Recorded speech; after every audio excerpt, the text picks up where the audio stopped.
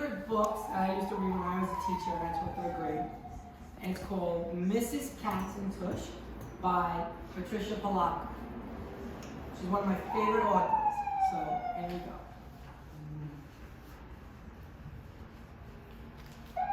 Larnell didn't know Mrs. Katz very well, but almost every other day his mother stopped in to see her after work.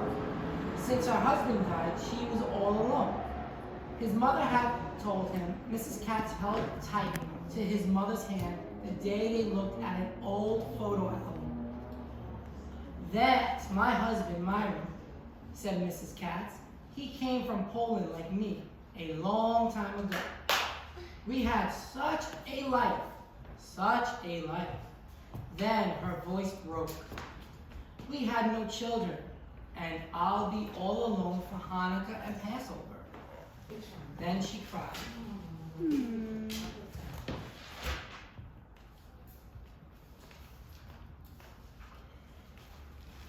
The next day, Larnell stopped in to see her himself. "I've been thinking," he said. "A cat had some kittens in the basement of our building. We found someone to take them, all except this one. She's the runt. Nobody wants her because she is so ugly. She doesn't even have a tail." "Ugly, you say?"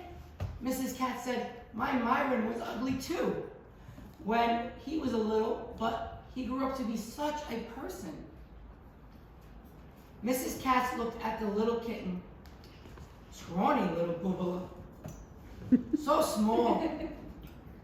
No tail," she said as she examined the kitten closely. "I don't know," she said doubtfully. Then she saw the look on Larnell's face.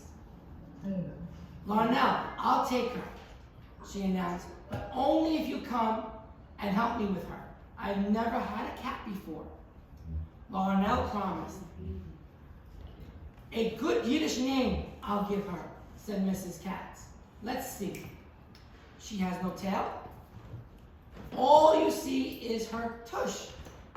That's it. We'll call her Tush."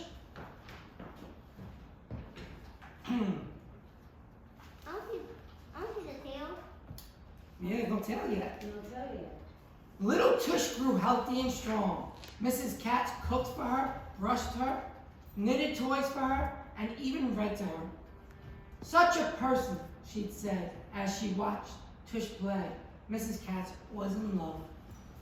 You have another kid waiting. Come on. Yes, I have a cat and a dog and parrots for kids. Larnell kept his promise. He visited Mrs. Katz and Tush every day after school. There was always a fresh baked kugel and a tall glass of milk waiting for him. But as much as he grew to love Tush, he also loved to listen to Mrs. Katz talk about all the old country and the way times used to be. "I come from Warsaw. That's in Poland. You know, I came here to work sewing dresses in the garment district for my cousin, Mush. I didn't speak one word of English." "Then how did you talk to people?" asked Larnell. "I didn't," she answered. "A lot. I cried in those days until I met Myron. He asked me to marry him after he tasted my kugel." I believe that Larnell said as he ate some. "Myron and I used to vacation in the Catskills, a bush resort.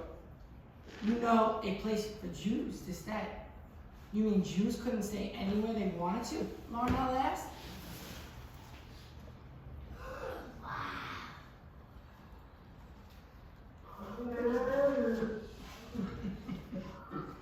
Mrs. Katz didn't answer. Instead, she went to her trunk and pulled out some clothes, old clothes. "My grandma told me about places she couldn't stay either," Larnell said softly.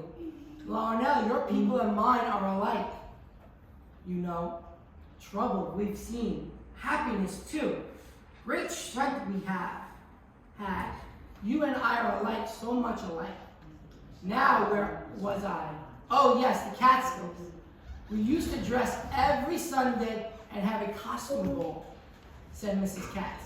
Then she put a record on the record player. It was old and scratched. You guys don't know what a record player is. You hear that, Larnell, she said. That is what we used to dance to. It's a dance from my homeland here. I'll show you. They whirled around the room and laughed and giggled.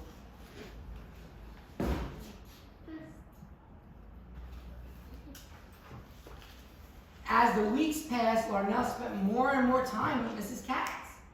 Since you are almost family to me, Larnell, she said one day, I want you should come with me to say Kiddush for my Myron. I know you're not Jewish, but Myron would have liked you. You're such a person, Larnell. At the cemetery, she read from her book. Then she asked Larnell to put a small rock on top of Mr. Katz's headstone. We do this to remember, she said softly. Shalom, my Myron, she murmured and wiped tears from her face. On the way home, she announced, Kugel. Such a kugel I'll bake for you today, Larnell. Hurry, Tush will be worried for us. Please call for me in office, Miss Howboy. She said as they walked.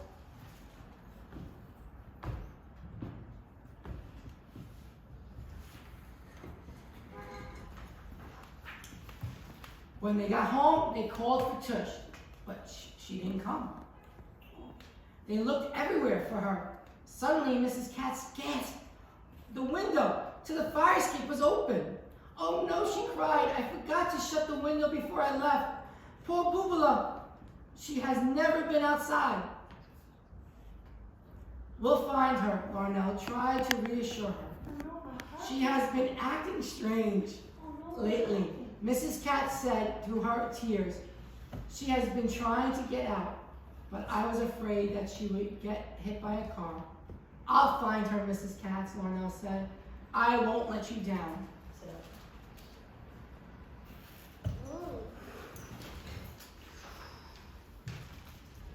It was getting dark. First, Mrs. Katz and Larnell looked around their building. Then they went everywhere in the neighborhood. They left notes on doors, telephone poles, and fences. They asked everyone who lived nearby, but no one had seen little Tush. That night, it stormed. There was rain, awful, awful rain.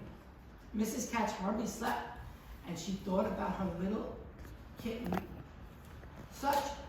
She's such a person, she whispered. Larnell worried most of the night too. Wow, what will Mrs. Katz do, he thought. Please, God, bring that little cat back to her, he said softly into his pillow.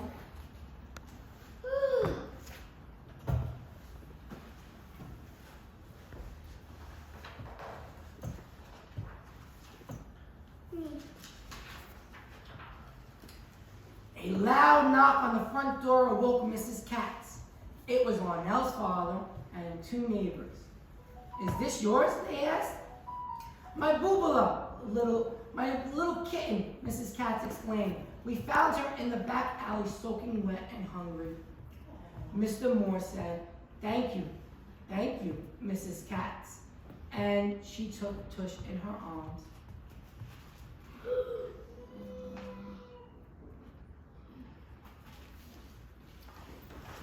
That's so cute. After a while, Tush no longer had the least desire to go outside again, but she slept a lot. Even when Larnell came over to play with her. It was at my Aunt Havila's Passover Seder that I met Myron. Did you know that? Mrs. Katz asked as she looked at Larnell.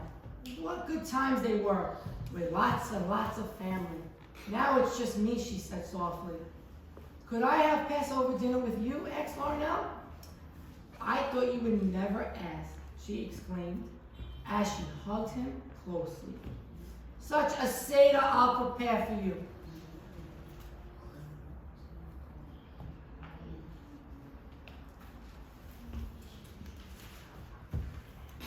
Passover is a time for good food, Mrs. Katz shouted as they edged their way through the crowd in the deli. Like your people, my people were slaves too. They lived in a country where they didn't want to be. They wanted freedom so much that they prayed to God to help them. So he sent an angel that brought death and sadness to the houses of our captors. But the angel did not visit the houses of my people. How did the angel know where the Jews lived? Larnell asked. They marked the doors, then the angel would pass over. Passed over, Larnell? That's why we call this time of celebration Passover. So Larnell, we have a big feast to celebrate, but we also remember those who had suffered, so we could be free. Mrs. Katz said, part of the dinner is sad, and part of it is happy.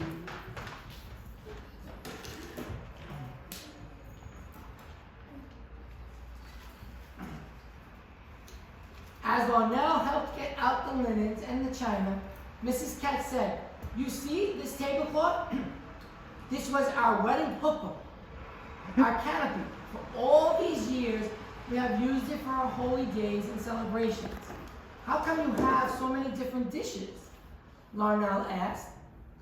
Because some Jews don't eat dairy and meat off of the same dish, she answered.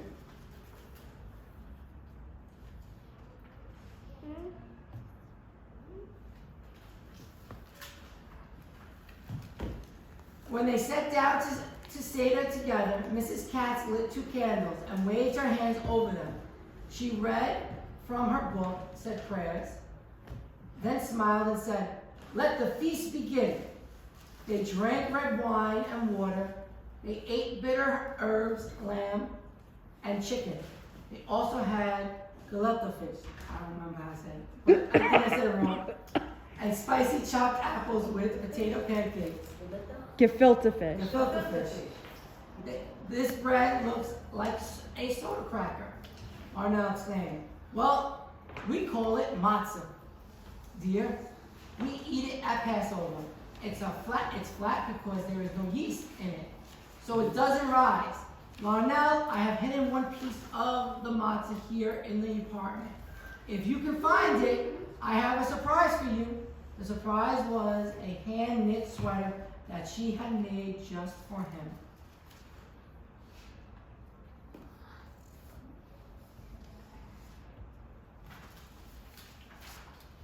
The next day, Mrs. Katz yelled out her back window to Larnell's apartment.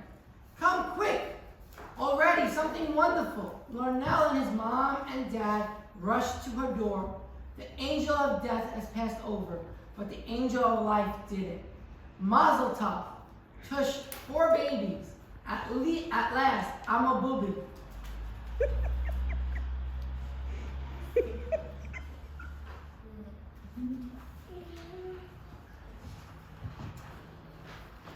As the years passed, Mrs. Katz, Tush, and her descendants became part of Larnell's family.